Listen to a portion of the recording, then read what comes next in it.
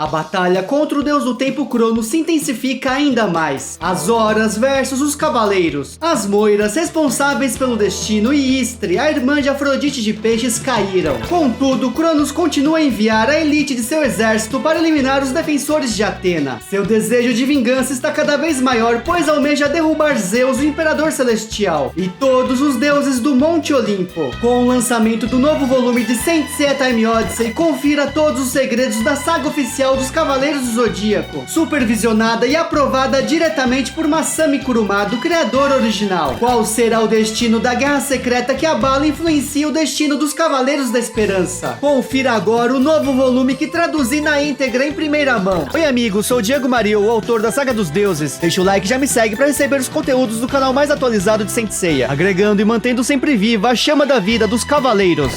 Saint Seiya Time Odyssey Yoga entre Fogo e Gelo, volume 3. Naquele gélido lugar está uma jovem de cabelos curtos dourados, rezando diante do túmulo de Piotr, seu pai que governou o Grade Azul, e é escoltada por 2 guardiões. A mulher fala para seu querido pai que sente muita saudade dele. Revela que ao ficar em seu lugar, governando aquelas terras, se sente muito próxima a ele. No entanto, esse local congelado fica ainda mais frio sem sua presença ao lado dela. De repente, um dos guardiões percebe que não estão sozinhos. Eles perguntam quem está lá. Um homem desconhecido sorri, pedindo desculpas por invadir suas terras. A mulher se espanta ao vê-los. São 4 invasores que desejam saber o caminho para a caverna Cotege no reino de Grade Azul. Os 2 guardiões perguntam quem são eles e como ousam se dirigir à rainha Natácia daquela forma. A mulher entre os invasores diz em tom irônico que é uma honra estar diante da rainha. O segundo invasor acredita que eles devem esperar por Yuki Onna, a Hora do Gelo, pois não irá perdoá-lo se desobedecê-la. O terceiro, de vestes vermelha, tem certeza que serão perdoados se descobrirem a localização exata de Cotege. Estão diante daquela mulher chamada Natácia, que sem dúvida sabe onde está, portanto ordena que Dzute faça ela falar. O gigantesco invasor fará como ordenado com prazer. Ele avança na direção da rainha e seus guardiões, que se revelam como os Guerreiros Azuis. Jamais permitirão que passem. Eles atacam, mas para o inimigo não passam de uma piada. Com seus punhos desfere seu golpe. Extermínio do Yeti! Natácia vê seus 2 servos serem derrotados facilmente. Gargalhando, o inimigo continua caminhando na direção dela e diz que aqueles 2 não eram mais perigosos que filhotes de ursos. Ele pede que a pequena lhe conte tudo o que sabe. Contudo, Natácia permanece em silêncio. Nesse instante, o capacete que cobre o rosto do gigante racha no meio. Ele não entende o que está acontecendo. Incontáveis feixes de luz percorrem todo o seu corpo. Um novo guardião surge e não permitirá que toque em sua rainha. Agora terá de pagar com a vida pela ousadia. Impulso Azul! O invasor é derrotado pelo grandioso poder. O mangá que desenvolvi por 13 anos finalmente está completo e comemora meus 20 anos de carreira. Adquira agora mesmo a história completa em sua edição definitiva, link na descrição. Os 2 guardiões que caíram ficam aliviados ao ver seu senhor Alexer, e como Guerreiro Azul tem a missão de garantir a paz nesse reino, bem como a segurança de sua irmã e rainha Natácia. O invasor vermelho com cicatriz no rosto sabe muito bem que Alexer não tem o direito de falar sobre paz. Afinal, é aquele famoso príncipe que tomou a vida de seu próprio pai, o antigo rei de Grade Azul. O jovem diz que ele está certo, realmente cometeu esse crime imperdoável, porém pretende passar o resto de sua vida pagando por seus pecados. O inimigo debocha dessa comovente mudança em Alexer, mas eles têm uma missão a cumprir. Chegou a hora de brincar. Ordena que Nioiden mostre seus talentos ilusionistas. O menor dos invasores terá um enorme prazer e alerta que será difícil atacar um oponente que não se pode ver. Dissipação abissal! Alexer se impressiona, seu oponente realmente sumiu. Quando se dá conta, ele surge segurando Natácia. Não poderá dar um passo, é tarde demais. Alexer já foi o responsável pela morte de seu pai e agora corre o risco de perder sua irmã e carregar esse novo fardo em sua consciência. Portanto, o inimigo ordena que ele diga logo onde está a caverna de Cotege, o lugar onde se encontra o fogo divino selado. Alexer não responde. O pequeno guerreiro se enfurece. Pergunta se o rapaz é surdo.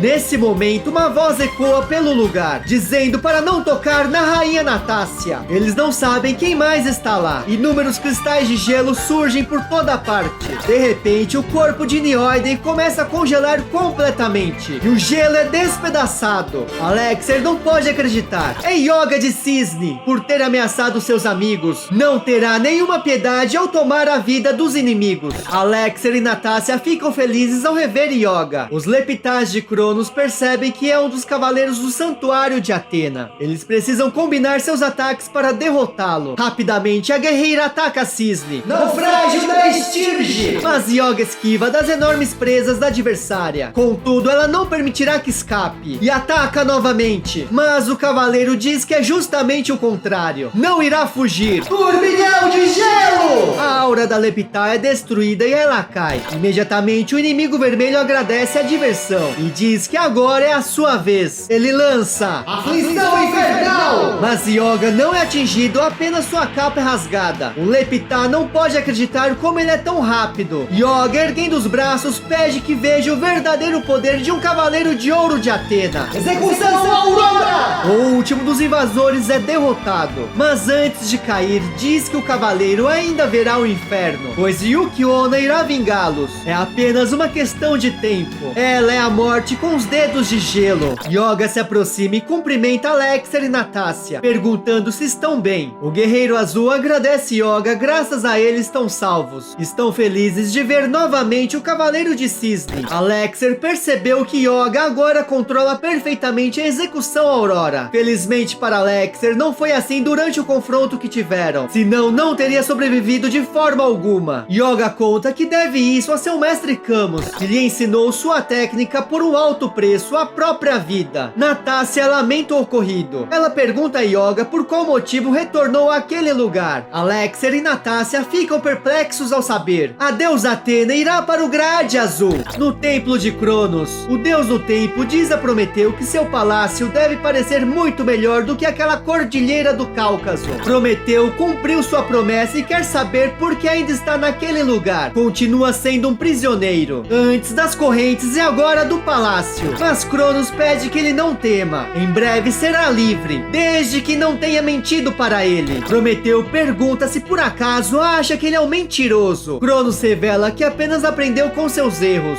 Zeus achou por bem traí-lo, porque se imagina o maior dos deuses do Olimpo. Cronos pretende provar a Zeus que pode ser ainda maior. Prometeu percebe que o deus do tempo certamente está disposto a fazer qualquer coisa para alcançar seu objetivo. Artus e Sponde observam a conversa ao lado de seu mestre. Cronos pergunta a Prometeu por que ele escondeu o fogo na caverna Cotege no reino de Grade Azul. O prisioneiro revela que na verdade não foi ele quem colocou lá. Cronos se surpreende. Prometeu conta que quem colocou o fogo ainda nos tempos mitológicos foi a própria deusa Atena. Nos tempos mitológicos, há milhares de anos atrás, Atena travou uma guerra impiedosa contra Poseidon, pois ele queria controlar a terra. O imperador dos mares liberou o poder dos oceanos, varrendo todos os guerreiros de Atena. Para Prometeu era algo inimaginável que Atena fosse derrotada, a única divindade que realmente se importa com a humanidade, aqueles seres que ele tanto aprecia. Portanto, Prometeu confiou o fogo sagrado para que as 88 armaduras fossem forjadas para uma nova geração de cavaleiros. E esses últimos, trajando suas novas vestimentas sagradas, finalmente alcançaram a vitória. Poseidon foi derrotado e sua alma selada na ânfora de Atena. A deusa da sabedoria construiu o santuário para preservar a paz na terra para tempos futuros. Mais consciente do que nunca do perigo do fogo do Olimpo, Prometeu aconselhou Atena a encerrá-lo com a ânfora onde está Poseidon na caverna sagrada de Cotege. E foi por isso que ela deixou 8 cavaleiros encarregados de guardar a cripta. Aqueles que fundaram Grade Azul e seus descendentes passaram a se chamar de Guerreiros Azuis, os Blue Warriors. Mas um selo de Atena lacra o portão de Cotege. Prometeu alerta o deus Cronos que somente o cosmo da deusa é capaz de abri-lo. Porém, o deus do tempo revela que está ciente disso. É por isso que ele esperou até hoje, o dia em que Atena retorna ao Grade Azul. Cronos sabe que Saori, a nova reencarnação de Atena, está neste momento a caminho para a Terra do Gelo. Assim como a deusa da era mitológica cruzou os distantes países da Europa ao norte, onde vivem os súditos do deus Odin. Ela navegou por dias no Oceano Ártico para chegar ao mar da Sibéria Oriental e deve atingir em breve as costas das terras congeladas, onde está o Grade Azul. Se Saori realizou essa longa jornada como a antiga Atena, Atena é porque ela acabou de ganhar, por sua vez, a batalha contra Julian Solo, a nova reencarnação de Poseidon, com a ajuda de seus corajosos cavaleiros. E acompanhada por alguns deles, ela traz de volta Kotege, a ânfora que contém a alma do deus dos mares. É por isso que Cronos pediu a sua quarta hora, Yukiona, para ir até lá, para que ela recupere o fogo divino, assim que Saori reabrir o portão de Kotege. Arthas de Kelp, a 12ª hora, aproveita a oportunidade e informa seu mestre que, pela importância da missão e considerando quão imprevisível é Yukiona, tomou a liberdade de enviar a 6ª e 9ª horas como reforço, bem como 7 de seus leptás. Mas Sponde, a 7ª hora, interrompe Arthas. Acredita que ele não estava muito inspirado, pois 4 desses leptás quase colocaram tudo a perder por se revelarem cedo demais, colocando o exército dos Guerreiros Azuis em alerta. Depois do ocorrido com Dracma, que atacou Atena no Japão, tornou-se um detestável hábito desobedecer às ordens do deus do tempo Cronos. Portanto, Sponde revela que felizmente também enviou alguém para o local, sua melhor leptá. Ela ao menos seguirá as instruções. Arthas se enfurece e deseja que Sponde aprenda com ela e também obedeça às suas ordens. Cronos diz que já basta. Não se importa com as insignificantes brigas dos dois. Apenas o resultado é o que lhe interessa. E acima de tudo, não é uma opção fracassar ou lhe trair. Sponde e Arthas compreendem as palavras de seu senhor. Ele deseja que tragam o fogo sagrado do Olimpo, custe o que custar. No Palácio Real da cidade de Grade Azul, Saori Kido finalmente chega acompanhada de seus cavaleiros. Ela recebe boas-vindas ao pisar naquele lugar sagrado. Todos estão ajoelhados na presença de Atena. Para Natácia é uma honra recebê-la, e suas humildes vidas estão a serviço da deusa. Se tivessem evitado o roubo da ânfora há 15 anos, Atena não teria que travar essa guerra contra Poseidon. E em nome de todos os Guerreiros Azuis, Alexer pede o seu perdão. Saori se aproxima de seus amigos e pede que se levantem. Todos os habitantes de Grade Azul suportam há milhares de anos as dores do frio que congela as águas daquelas terras. Saori diz a Alexer que se a indiferença do santuário para com seu povo originou um desejo legítimo de estar em outro lugar, a culpa é dela, não dos habitantes de Grade Azul. E se dirige à rainha Natácia. Diante de sua incomparável coragem e lealdade inabalável, cabe a Atena e seus cavaleiros se curvarem. Natácia e seu povo se sentem honrados e tocados por Atena, no mais profundo de seus corações. Saori sorri. Agora precisam colocar a ânfora em seu devido lugar. Todos caminham descendo por uma escada esculpida na rocha. Kotege se encontra sob as fundações do palácio. Somente essa escada pode levá-los até lá. Miro de Escorpião fala para Yoga que é um grande prazer revê-lo. Cisne também sente o mesmo, mas está surpreso que o mestre ancião permitiu sair do santuário. Escorpião lembra que sua casa é uma das mais difíceis de acessar, pois quem quiser invadi-la, primeiro deve lutar contra Mu, Aldebaran, Ayori e Shaka. Portanto, Yoga não deve se preocupar. Porém, Seiya fala para Miro que ele tem a memória curta. Afinal, eles já conseguiram realizar essa façanha. It de Hydra ri da arrogância de Pégaso. E Night de Lobo percebe que as vitórias não tornaram Seiya mais modesto. Mas o jovem alerta que eles não têm moral para falar dele, pois estavam se gabando por terem sido escolhidos para essa missão. It começa a gargalhar. Realmente não pode dizer que Seiya está errado. O garoto que os acompanham está empolgado de estar ao lado de Yoga, o Cavaleiro de Cisne, uma lenda viva. Não pode acreditar em seus olhos. Ele pretende se tornar um guerreiro azul como seu irmão mais velho, Alexer. É Tails, e Alexer pede para ele parar de incomodar seus convidados. Natácia finalmente avista o portão para Kotege. O acesso está lacrado pelo selo de Atena. Saori se aproxima e ergue sua mão, queimando seu cosmo divino. Nesse instante, o enorme portão começa a brilhar. O acesso é liberado ao reconhecer o cosmo da deusa e permite que eles pisem no território da caverna sagrada. Atena diz a seus cavaleiros que a guerra contra Poseidon, imperador dos oceanos, enfim terminou. A ânfora que contém o espírito de Poseidon descansará uma vez mais naquele lugar, sob a supervisão dos nobres habitantes de Grade Azul. Agora a paz poderá finalmente reinar sobre a terra. Após Saori colocar a ânfora em seu lugar, Miro fica em alerta. Tem uma estranha sensação de que não estão sozinhos. Do lado de fora do portão, os leptás de Cronos estão se aproximando. A enviada de Sponde ordena que interfiram agora. Sei está impressionado com a magnífica caverna. É um incrível espetáculo. Tails vê que sua irmã mais velha não mentiu. Jamais viu algo assim. Durante milhares de anos, a natureza esculpiu o gelo gelo para fazer Kotej a mais bela joia das terras nórdicas. Yoga tem uma sensação estranha. Sua armadura parece vibrar depois de entrar naquele lugar, principalmente diante daquela estátua do cisne. Natácia revela que isso é natural. De acordo com as escrituras antigas de seu povo, a estátua foi esculpida por um dos 8 cavaleiros de Atena que fundaram Grade Azul. Ele era chamado de Tyr, o lendário cavaleiro de cisne, o primeiro a trajar a armadura de Yoga. E provavelmente ela deve sentir isso.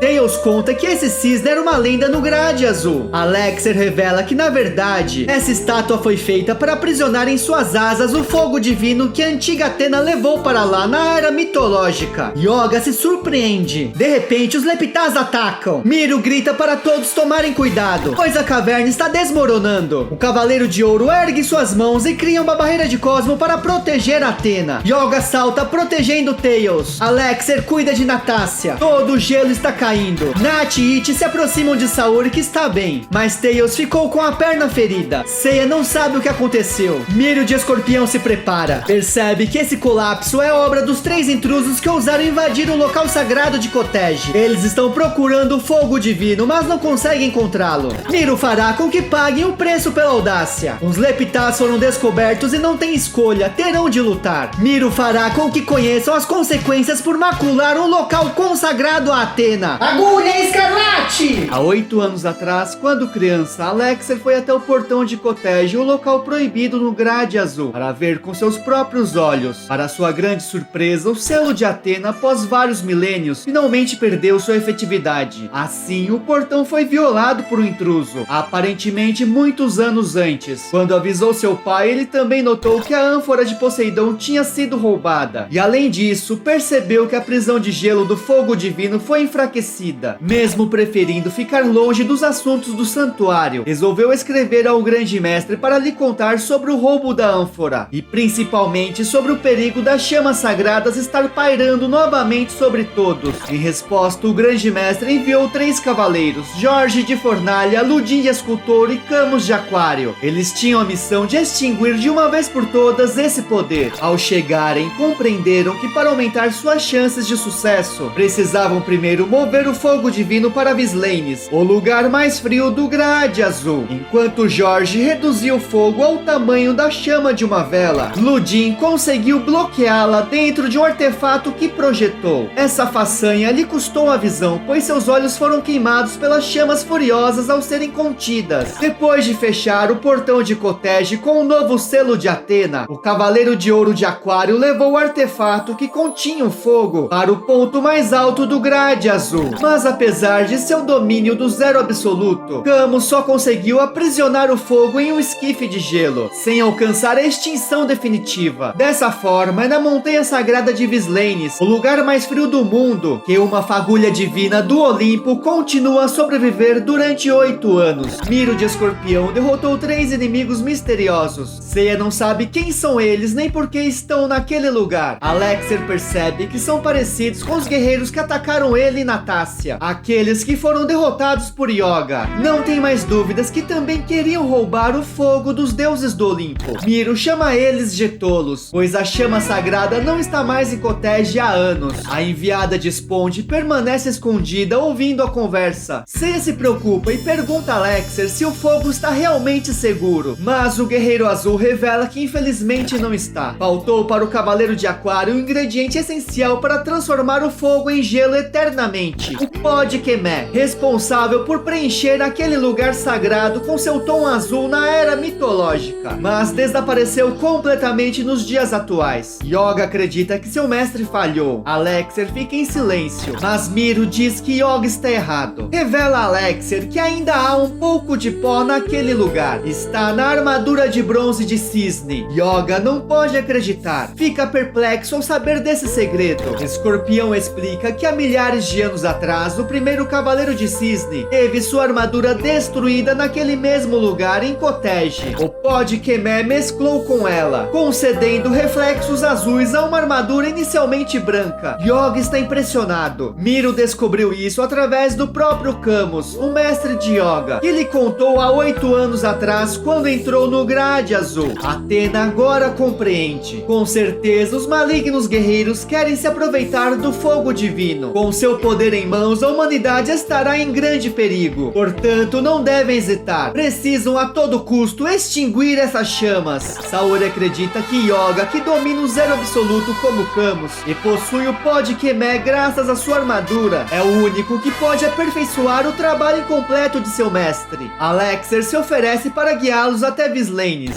Seiya também irá ajudar Yoga. Irão os três imediatamente sem perder nem mais um minuto. Cisne agradece seus amigos e partem em frente rumo a Vislanes. Nesse momento, a jovem Leptade Sponge acaba de passar adiante a informação valiosa que ouviu. Cumpriu sua missão, mas teme que os 7 demais Leptás encontraram a morte. A Hora, ao ouvir essas palavras, lamenta, pois os consideravam como seus filhos. Contudo, eles eram imperfeitos demais para merecê-la como mãe. Ela espera que a Marok de Lobo Branco, a 9ª hora dos reflexos brilhantes, e Eric de Valraven, a 6ª hora do brilho do meio-dia, possam deter os Cavaleiros de Atena em sua jornada em Vislanes. Enquanto isso, ela irá recuperar o fogo divino. No Palácio Real de Grade Azul, Natácia pergunta a Atena se ela tem mesmo certeza de que deseja dissipar completamente o fogo sagrado. Se pergunta se ele não é um trunfo para a humanidade. Mas Saori diz para a rainha não se preocupar. O poder dessa chama nunca desaparecerá por completo. Mas se ele for liberado pelos inimigos, nenhum dos 3 será capaz de parar sua propagação. É por isso que outro de seus cavaleiros se juntará a eles em breve. A deusa pede que confie nela. Em seus pensamentos, Miro diz a Camus, seu amigo, que a intuição dele de 8 anos atrás estava certa. Ele sabia que este momento decisivo chegaria, quando Yoga teria de realizar a missão que ele não tinha conseguido concluir. Se seu pupilo sair vitorioso dessa provação, então será a hora de Miro revelar a ele o segredo que Camus lhe confiou, e o Cavaleiro de Aquário poderá finalmente descansar em paz. Seiya, Alexer e Yoga seguem para seu destino o mais rápido possível, já que seus adversários se adiantaram. Alexer pergunta se Yoga não vestirá sua armadura, mas Cisne explica que a restauração dela parece mais lenta que a armadura de Pégaso, por isso prefere poupá-la até chegar em Vislanes. Eles já podem avistar. A montanha sagrada está além do Lago da Esmeralda. Antes de chegarem lá, terão de cruzar primeiro aquele desfiladeiro de gelo. De repente, o inimigo surge pelos ares, surpreendendo os 3, garantindo que eles nunca chegarão àquele lugar, pois ali mesmo será o túmulo deles.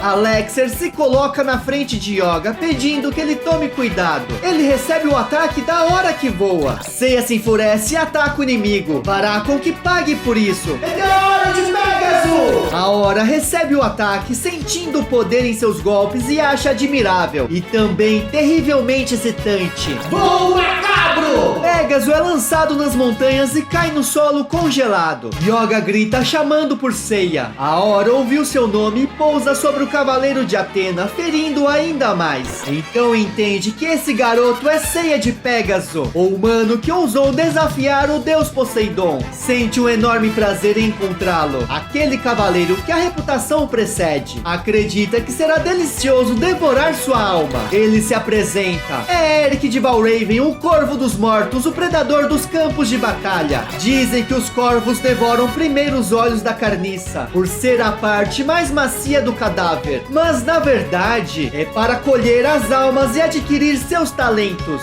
E a de Seiya deve ser particularmente notável, já que apenas um de seus meteoros foi suficiente para quebrar seu precioso espelho das almas. Mas verá agora, graças a seus reflexos, o que está no mais profundo de Seiya. O espelho das almas reflete o que existe dentro de Seiya. Há muita ira no interior do Cavaleiro de Pégaso. Essa fúria, ou melhor, essa raiva, o acompanha durante toda a sua vida. É possível sentir um rugido igual ao de uma besta insatisfeita. Será que é dela que o cavaleiro alcança essa paixão que o torna capaz de rivalizar com um deus? Se pergunta também se com isso, Pégaso não deveria ser um demônio ao invés de um santo guerreiro de Atena. A Hora de Cronos não tem dúvidas que tudo isso torna o espírito espírito de Seiya ainda mais delicioso. Captura da alma! É arrebatador para Eric de Valraven, que sente toda a raiva alimentando seu poder. Se Yoga não ajudar Seiya, ele será morto. Mas Alexer diz que não deve fazê-lo. A missão de Yoga é em Vislanes e não naquele lugar. Somente ele e sua armadura importam agora. Será Alexer que irá ajudar o Cavaleiro de Pégaso. Pede que Cisne vá em frente, pois o alcançará em breve. Yoga compreende. Avançando, conta com Alexer para salvar Pégaso. O Guerreiro Azul ataca o inimigo a serviço do Deus do Tempo. Impulso Azul! Eric percebe a investida do Príncipe do Grade Azul, que escapa de seu golpe largando Seiya. Não acredita que Alexer ainda esteja de pé. Fará com que se arrependa de ter impedido o término de sua suculenta refeição. Porém, Alexer o previne que enquanto estiver vivo, Eric não tocará mais no Cavaleiro de Pégaso. Apesar da coragem, Eric teme que sua alma tenha um gosto muito ruim, comparado com aquele que acabou de saborear. Portanto, não permitirá que esse combate se prolongue. Voo macabro! Alexer começa a sofrer com o poder do adversário, mas não irá desistir tão facilmente. Agora ele deve proteger Seiya. Pede que o cavaleiro se levante. Yoga falou muito sobre ele. De fato, às vezes é dominado pela raiva, mas foi capaz de transformar esse sentimento em coragem, em força e principalmente em obstinação para defender Athena e seus amigos. Alexer garante que sabe muito bem como é ser levado à loucura pela raiva e sabe que Seiya nunca experimentou algo assim.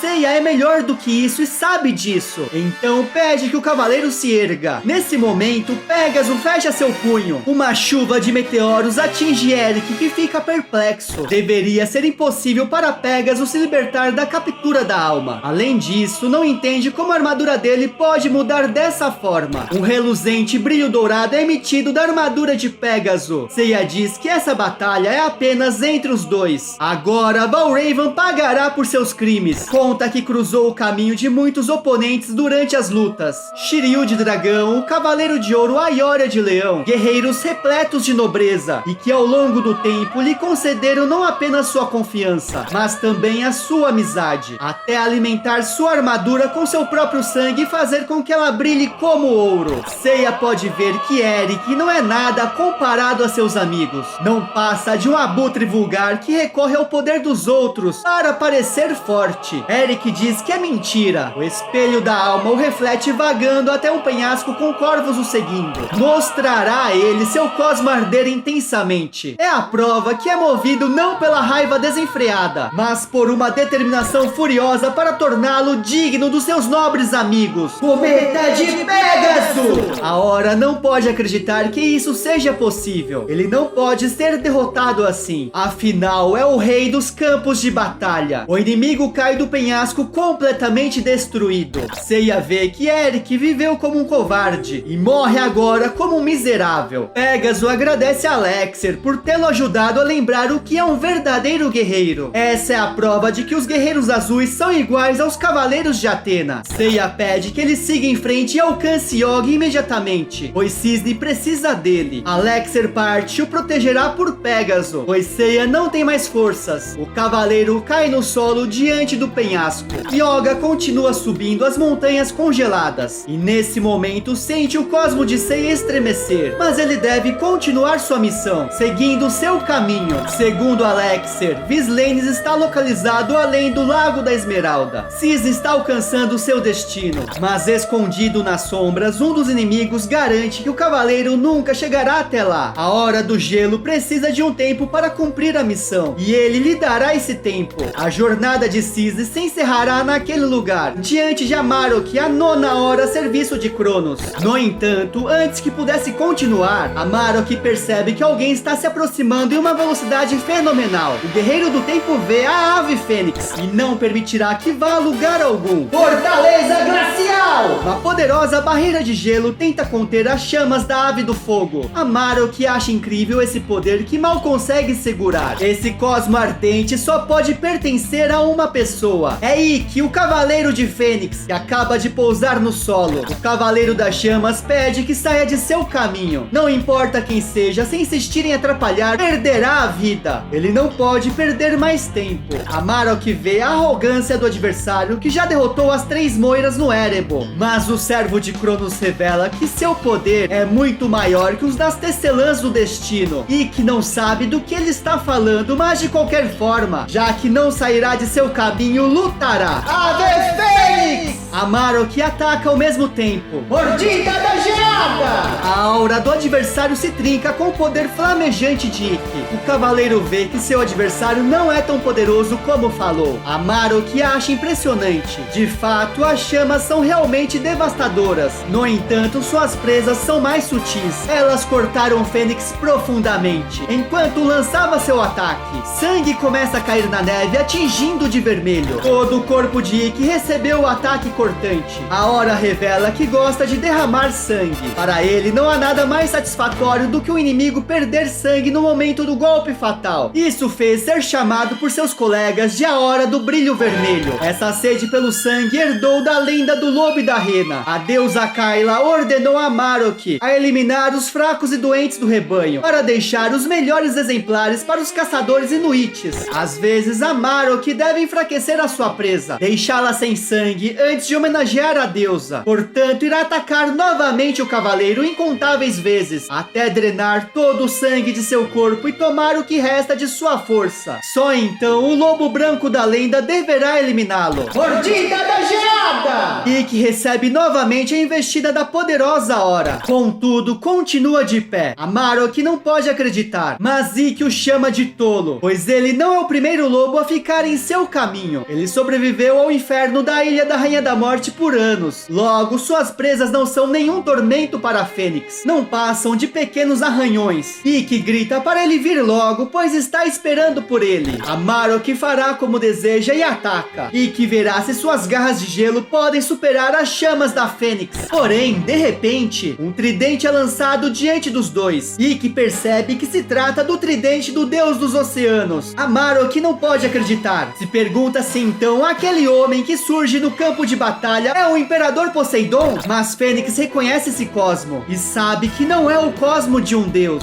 Ikki de Fênix percebe que realmente esse cosmo não pertence a um deus, mas sim ao demônio chamado Canon. O irmão gêmeo de Saga se reencontra com o Cavaleiro das Chamas. Dragão marinho sobreviveu ao colapso do santuário submerso. Ikki quer saber o que ele faz naquele lugar, se por acaso deseja terminar o combate contra ele. Mas Canon revela que não é esse o caso. Foi até lá para ficar em seu lugar naquela batalha. Athena lhe deu uma missão que deve ser cumprida. Portanto, Fênix deve deixar esse inimigo com Canon e avançar. Irá acabar imediatamente com ele, como agradecimento por colocar o demônio de volta ao caminho correto. Ikki não entende o que quer dizer com isso, já que mesmo com um ato súbito de bravura para proteger Athena do tridente de seu antigo deus, o Imperador Poseidon não apaga o fato de Canon ter provocado a batalha mortal no santuário e no Reino do Mar. Ikki não tem dúvidas de que Athena tem misericórdia o suficiente para aceitar Canon, mas alguns de seus cavaleiros não estão prontos para perdoá-lo tão facilmente. Canon de fato merece essa punição e está pronto para suportá-la. Só assim irá expiar os crimes que cometeu. Sabe que não há ninguém melhor do que Fênix para entendê-lo e que vê sinceridade no antigo adversário. Então será dessa forma. Se voltarem a se reencontrar no mundo dos mortos, espera que dessa vez Canon seja seu aliado. Fênix diz adeus e segue em frente. Amarok de Lobo Branco, a nona hora dos reflexos brilhantes, pergunta onde Fênix vai. Deve voltar agora, mas Canon fica em seu caminho. Imagina que ele não ouviu nada, mas irá explicar melhor. Ele, Canon, será seu oponente agora. Amarok acha ridículo. Não pode ser seu adversário e pergunta se ele se olhou bem. Está vestido com trapos, não usa uma armadura e parece mais frágil que uma criança. Canon realmente realmente está conforme descrito e pergunta do que Amarok está reclamando. Como a reencarnação do lobo branco dos Inuites deveria ter o dever de acabar com as ovelhas más. Amarok sorri. De fato, o forasteiro está certo. Então fará como Canon deseja. A hora de Cronos parte para o ataque. Mas infelizmente para ele, Canon não é o cordeiro indefeso que imagina. Amarok não pode acreditar. Sente um gigantesco poder. Explosão galáctica!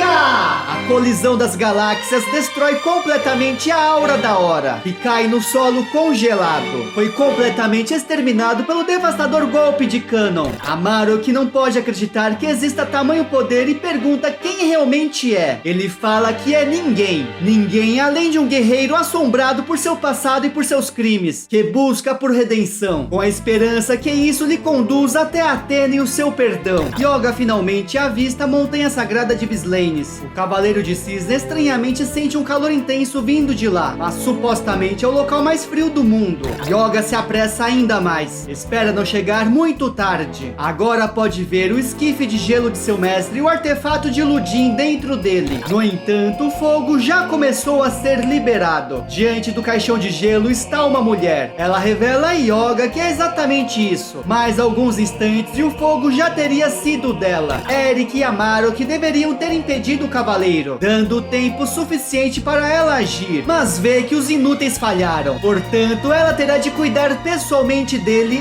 antes de tomar o fogo divino. Yoga não permitirá que ela continue e sai impune. Oh, de diamante! A inimiga recebe o ataque e pergunta se isso é tudo que ele pode fazer. Yoga está perplexo. Ela absorve seu poder e o devolve. O cavaleiro é lançado para trás e sua caixa de Pandora voa pelos ares. Ela se apresenta. É Yuki Onna, a morte com os dedos gelados. Seu ar gélido não tem mais efeito do que um carinho para ela e seu bebê. Yoga não acredita que ela está com uma criança em suas mãos. Yuki Onna coloca seu bebê em um monte de gelo e pede que seu querido aguarde enquanto ela cuida daquele jovem travesso e recupera o fogo divino. Sua mãe voltará logo para buscá-lo. Mas o cavaleiro não sente nenhum calor vital. Isso é apenas um truque terrível. A hora de Cronos diz que agora são apenas os dois. Pergunta se ele realmente pretende se opor a ela e se é capaz de fazê-lo. Yoga não apenas se sente capaz, como irá lançar contra ela o ataque mais temível que seu querido mestre lhe ensinou. Execução Aurora! Dessa vez garante que ela não conseguirá conter, porém algo envolve o corpo da inimiga. Yuki Onna parabeniza o cavaleiro por se aproximar do zero absoluto com esse novo ataque. Seu esforço é realmente louvável, mas mal foi o suficiente para congelar suas roupas. Imagina congelar sua aura. Terá de fazer muito mais do que isso. Ela revela para a desgraça de Cisne que é capaz de esfriar seu cosmo a uma temperatura ainda mais baixa que a execução Aurora. Logo, não terá dificuldade para derrotá-lo, mas não quer tomar sua vida. Não neste momento. Yoga não sabe o que ela pretende. A hora, quando recebeu seu golpe, sentiu sua mente ressoar com a de Cisne. Agora, Yuki Onna sabe o que ele é. Não passa de uma criança perdida em busca da proteção de uma mãe. Ela sente ainda vivo o amor incondicional de Yoga por sua mãe, muito tempo depois de sua triste despedida. Ele é profundo e magnífico. Não deve permitir que esse pai substituto, seu mestre Camus de Aquário, perverta, já que ele é o responsável pela morte de sua mãe. Cisne se enfurece e não será enganado por outro truque detestável. Yuki Onna gostaria que realmente fosse uma mentira, mas os pais sempre mentem. Agora ela mostrará a grande verdade. Berço das quimeras. Yoga recebe a técnica da hora e reviverá seu maior pesadelo. Como o yokai das almas, Yuki Onna pode ler a mente dos vivos e também dos mortos. Portanto, agora Yoga verá através dos olhos de sua mãe seus últimos momentos.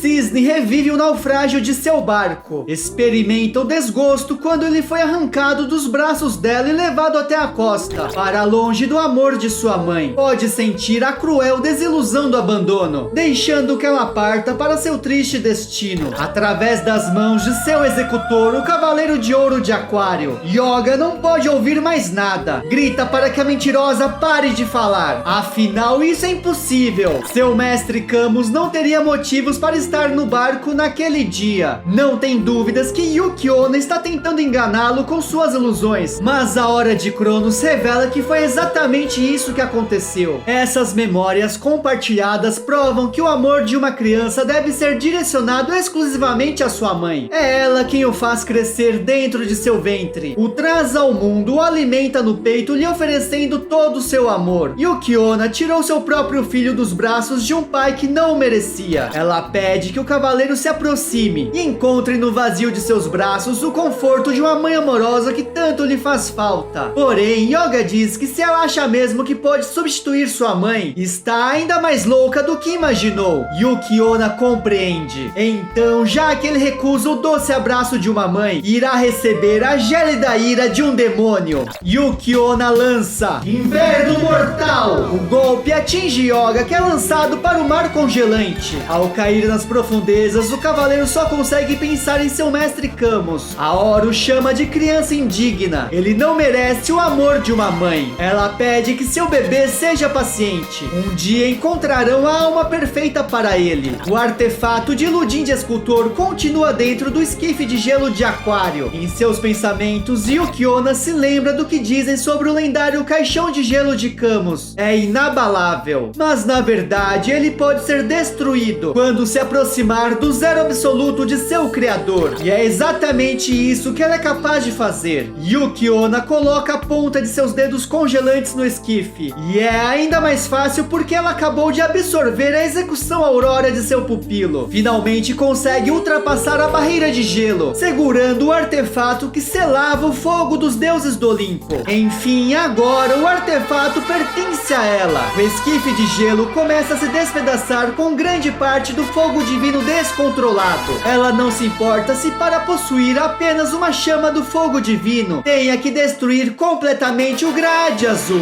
Nesse instante, um flamejante cosmo percorre os céus e pousa diante da serva de Cronos. Ela não acredita que outro cavaleiro de Atena ouse ficar em seu caminho. Yuki Onna reconhece esse cosmo. É daquele chamado Fênix. Foi esse poder que sentiu enfrentar as garras e presas de Amarok. Pergunta se por acaso ele tenha ido até lá para vingar seu amigo.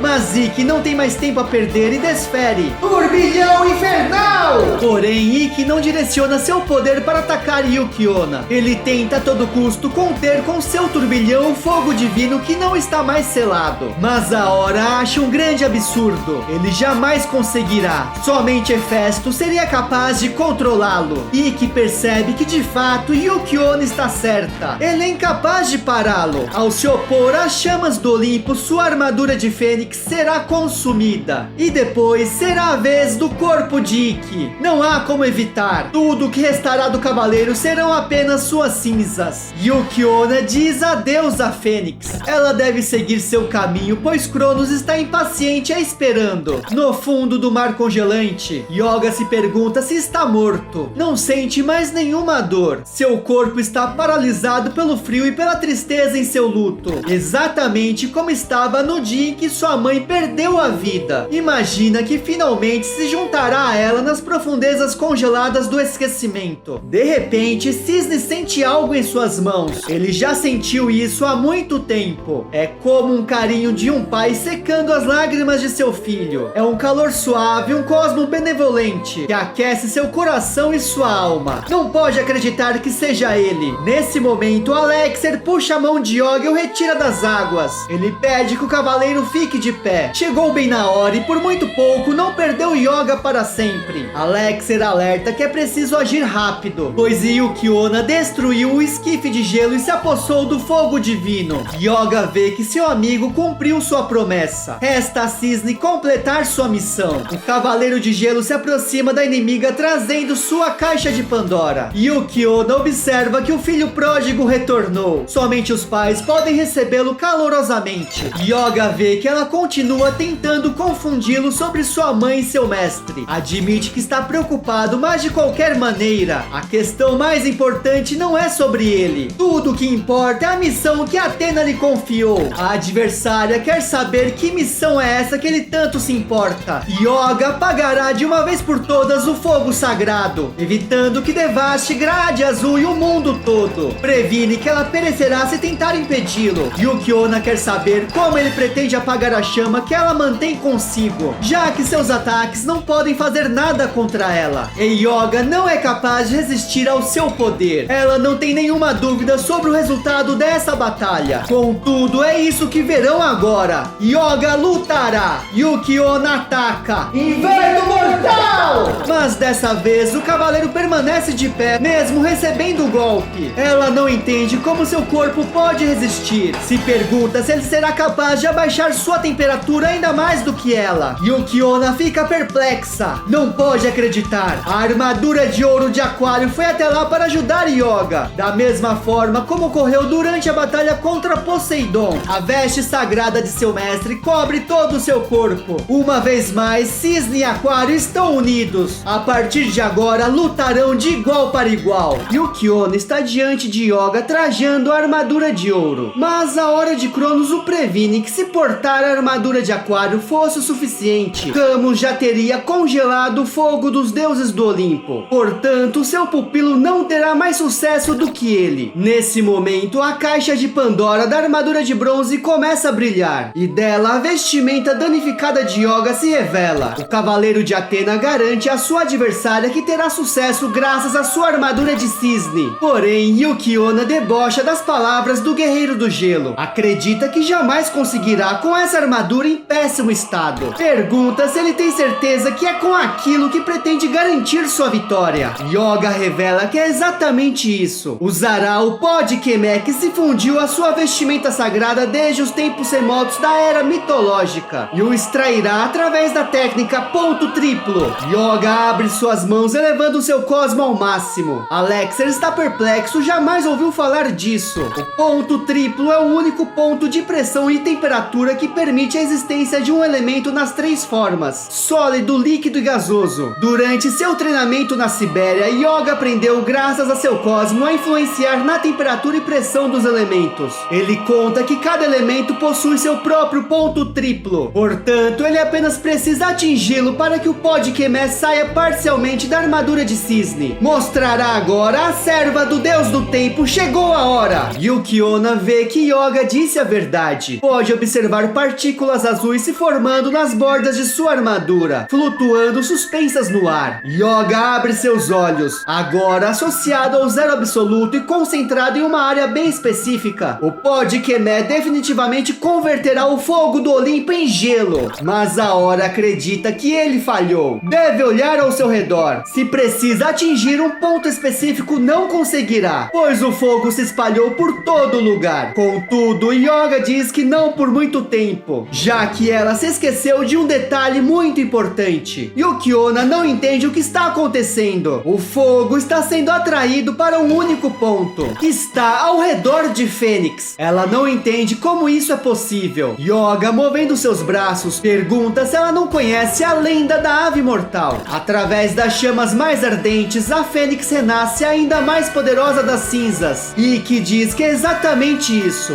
Sua armadura, reforjada graças ao fogo divino e por seu sangue que derramou, evoluiu uma vez mais, aumentando dessa forma seu poder 10 vezes. Essa é a ressurreição de Fênix. Yuki-Onna acha que isso é impossível, mas ele conseguiu concentrar todas as chamas em seus punhos. Yoga pede que agora faça o fogo queimar o berço. Ikki compreende. Cisne quer que sua adversária receba o ataque ao invés de contê-lo. Fênix assumirá os riscos e o fará. Ele lança suas chamas na direção daquilo que está coberto por um manto. Yuki-Onna se coloca na frente para proteger seu filho. Ela recebe as chamas diretamente, segurando o artefato de Ludin. A Hora está furiosa. Não acredita como o miserável teve a ousadia. Irá acabar com o Fênix. Entretanto, Alexer a segura. Ela não percebe de onde ele surgiu. O Guerreiro Azul está segurando Yuki-Onna para que Yoga lance seu ataque. Ela pede para que a solte. Do contrário, Alexer também se converterá em uma estátua de gelo. Mas ele não o fará. Já cometeu um crime imperdoável ao tomar a vida de seu próprio pai. Então oferece com alegria sua vida para salvar seus irmãos Cavaleiros e todo o Grade Azul. Grita para Yoga atacar sem hesitar. Ele não terá outra oportunidade. Yoga, queimando seu cosmo, chama por Alexer. A história se repete como há 7 anos atrás. 3 cavaleiros unidos por um único propósito. Daquela vez, Jorge conseguiu concentrar o fogo divino em um ponto. Ludin sacrificou seus olhos para imobilizar a chama sagrada. E seu mestre Camus, que através desta armadura, o encoraja a executar seu ataque mais poderoso. E desta vez, completará a missão em seu nome graças ao pó de Kemer. Alexer grita para Yoga se apressar, pois não aguenta mais. Ikki diz que chegou o momento. Yoga ergue suas mãos, eleva seu cosmo, o intensificando ao ápice para alcançar seu 7º sentido. Execução Aurora! O poderoso golpe atinge diretamente Yuki Onna, que grita por seu bebê. Seu corpo começa a ser congelado, assim como as chamas do artefato. Uma grande explosão ocorre. Da fumaça surge uma grandiosa escultura de gelo diante de Yoga. Ele conseguiu. O fogo divino se converteu em um gelo eterno, da mesma forma que Yuki Onna. Alexer fica feliz por Yoga conseguir a vitória. O guerreiro do gelo quase foi congelado. Yoga pede perdão a seu amigo. Conseguiu evitar seus pontos vitais, mas seu sofrimento certamente foi terrível. Ikki o remove da escultura de gelo que se formou. Yoga pede que Fênix o aqueça com seu cosmo flamejante. Mesmo com ferimentos leves, o frio pode lhe tomar a vida. Ikki fará como seu amigo deseja, mas antes quer saber o que está debaixo daquele manto. Cisne segura aquilo que Yuki Onna chamava de bebê. Acredita que não há nada lá além de um bloco de gelo, mas Fênix crê que ela sacrificou sua vida por algo além disso. Ao abrir o manto, vê um bebê congelado. Parece que o amor dela pelo filho foi além da morte, como o amor de Yoga por sua mãe. Ela possuía um amor dominado pelo ódio por um pai, um amor possessivo que se tornou prejudicial, mas mesmo assim era um amor. O cavaleiro coloca o bebê nos braços de Yuki Onna. Yoga vê que ela estava disposta a morrer para proteger seu filho. Se sacrificou por ele sem hesitar, e por isso há respeito o suficiente para garantir que eles sejam reunidos na morte. Cumprir a missão deveria deixar Yoga feliz, mas está atormentado pela grande dúvida gerada por aquelas visões. Cisne precisa saber a verdade, e sabe muito bem quem é o único que pode lhe revelar. Seguirão em frente de volta ao palácio. Naquele lugar, a sombra da misteriosa inimiga pode ser vista carregando o tridente de Poseidon. No palácio de Grade Azul, Natácia avista os guerreiros retornando da missão. Tails se assusta ao ver seu irmão sendo carregado, mas Saori pede que o pequeno príncipe não se preocupe. Alexer está ferido, porém sua vida não está em perigo. Em seus pensamentos, a deusa acredita que devem permanecer em alerta, pois tem certeza que o inimigo não foi derrotado e logo o verão novamente. Athena agradece a seus cavaleiros, que arriscaram uma vez mais suas vidas pela paz na terra. E Tinati parabenizam Seiya por retornar vitorioso, mas Pégaso revela que dessa vez não fez muita coisa, já que Yoga e Ikki realizaram todo o trabalho. Nath não esperava menos daqueles que foram seus rivais na Guerra Galáctica. Yoga coloca Alexer desacordado no solo, dizendo a Tails e Natácia que eles devem se orgulhar do irmão deles. Sem ele, as chamas do Olimpo teriam destruído todo o Grade Azul e muito além. Ele honrou seu finado pai. O príncipe Alexer encontrou sua honra e seu lugar no Grade Azul. Natácia agradece o cavaleiro e olha para seu amado irmão com felicidade, como se finalmente o perdoasse, assim como a alma de seu pai.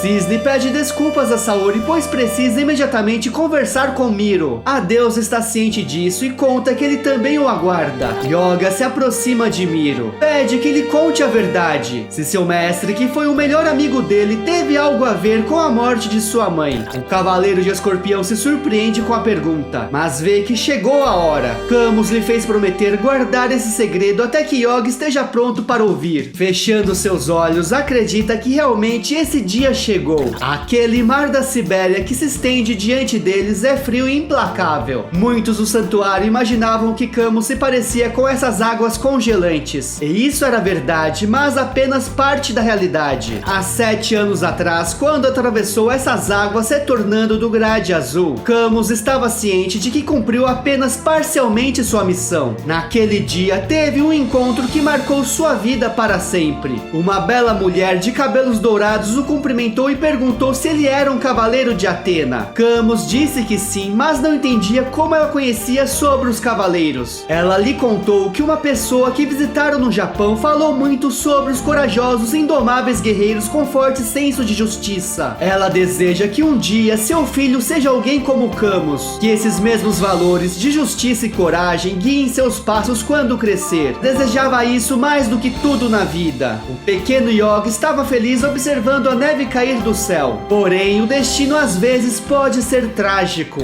De repente, o barco foi atacado pelo Kraken, uma criatura marinha de Poseidon, cujo espírito foi libertado ao mesmo tempo que a alma do Imperador dos Oceanos há alguns anos atrás. Com o ataque, o barco começou a afundar. Yoga teve sorte de ser resgatado por marinheiros que o embarcaram em um bote salva-vidas. Mas sua mãe não teve a mesma sorte. Ela permaneceu presa no barco. Camus queria salvá-la, mas ela implorou para ele proteger seu filho, pois o Kraken de repente estava indo em direção ao bote para atacá-lo também. Depois de uma longa luta, Camus conseguiu finalmente afastar o monstro marinho, permitindo que os marinheiros chegassem seguros à costa. Então a jovem lhe deu seu último olhar de gratidão, antes de afundar para sempre no abismo do Mar da Sibéria. Se o Kraken atacou o barco foi porque sentiu a bordo a presença de um cavaleiro de Atena, inimigo jurado de seu imperador Poseidon. Compreendendo isso, Camus percebeu que era responsável por tudo aquilo e sentiu uma profunda culpa. Além disso, ao ver Yoga petrificado pelo frio e pela tristeza, Camus o segurou em seus braços, o aquecendo com seu cosmo para trazê-lo de volta à vida. Yoga agora entende. Aquele cosmo benevolente que tem certeza que sentiu no lago em Vislanes, então era de Camus. Um ano depois, quando disseram que Yoga, a criança que ele salvou naquela noite, iria treinar para se tornar um cavaleiro, Camus viu um sinal do destino. Portanto, pediu ao grande mestre que o tornasse seu pupilo. Ele fez uma promessa secreta àquela bela desconhecida, para tornar Yoga o homem que ela queria mais do que tudo vê-lo se tornar. Mas Camus acreditou por muito tempo ter falhado em sua missão, e não conseguiu conter as lágrimas enquanto encerrava em um esquife de gelo na casa de Libra. O Cavaleiro de Ouro perdeu a vida sem ter certeza de cumprir completamente sua promessa. Por tudo isso, Miro acredita que Camus não teria mais dúvidas se visse quem Yoga se tornou graças a ele, um dos mais valorosos cavaleiros. Adquiriu todo o conhecimento até o cosmo final que ele ensinou em seu último suspiro. E hoje, Yoga foi capaz de concluir sua missão, combinando os poderes de Aquário e Cisne, superando seu mestre. Como um pai para seu filho, nada poderia deixá-lo mais feliz. Além da morte, foi capaz de cumprir a promessa que fez àquela bela desconhecida, que não conseguiu salvar, cujo nome nunca soube.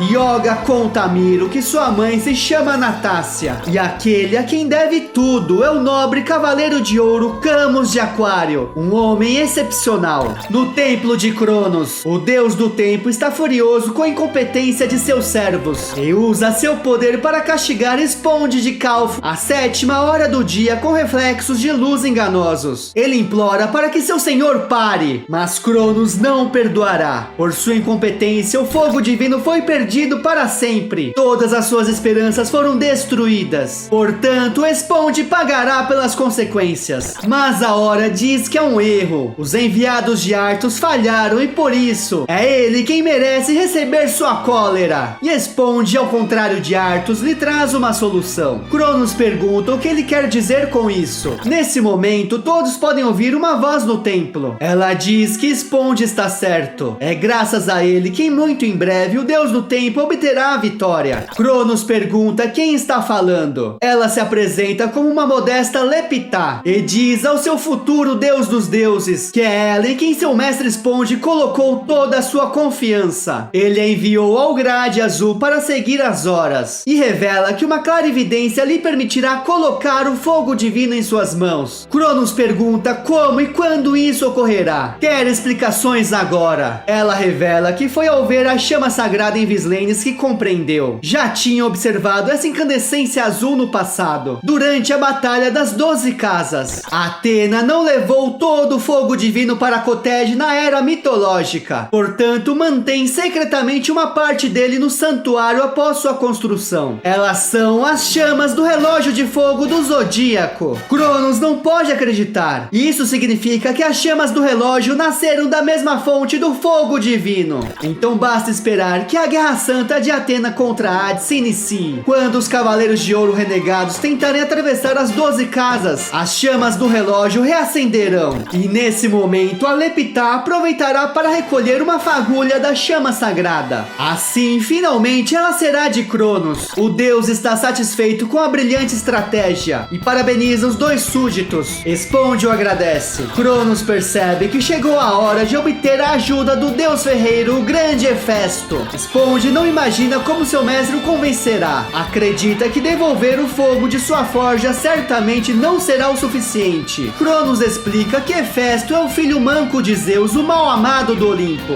Mais do que os outros deuses, ele deseja reencarnar para viver entre os humanos, longe de seus companheiros que o rejeitaram por sua enfermidade. Assim, para Cronos conseguir o que deseja, basta dizer a ele que encontrou o hospedeiro ideal para sua futura reencarnação. Hefesto cederá a menor de suas exigências, começando por forjar as engrenagens do relógio do Apocalipse. E então, o tempo dos deuses do Olimpo estará contado. Prometeu começa a se retirar do templo. Em seus pensamentos diz que é exatamente isso que temia. Cronos não é melhor do que os outros deuses. Assim como os demais, está pronto para destruir a humanidade por um simples capricho. Somente Atena se importa genuinamente com os humanos. Ele precisa avisá-la do perigo que a espera. Enquanto Prometeu sai silenciosamente do templo, Esponde pergunta qual será o destino dele. Cronos tinha dito que Prometeu seria livre para deixar aquele lugar, se lhe revelasse onde encontrar o fogo dos deuses. Porém, escondeu de propósito a existência do fogo no relógio do santuário, tentando impedir que alcance suas ambições. Ao dar mais um passo na direção para sair dos domínios de Cronos, surge uma água no solo com um símbolo de relógio, apontando para a 12ª hora. Um cavalo de água surge. Prometeu não sabe o que é isso. Arthos de Kelp o ataca. Cascata da punição! Seu punho atravessa o peito de Prometeu. Ele começa a sangrar, caindo, dizendo o nome de quem mandou lhe tomar a vida. Cronos, o deus do tempo, não pode perdoar uma traição. Diante do corpo sem vida de Prometeu, cujo sangue tinge as águas, Arthos de Kelp, o comandante do exército do todo-poderoso Cronos, executará qualquer um que se oponha aos desejos de seu mestre. Não importa quem seja, um homem comum, um cavaleiro ou até mesmo um deus.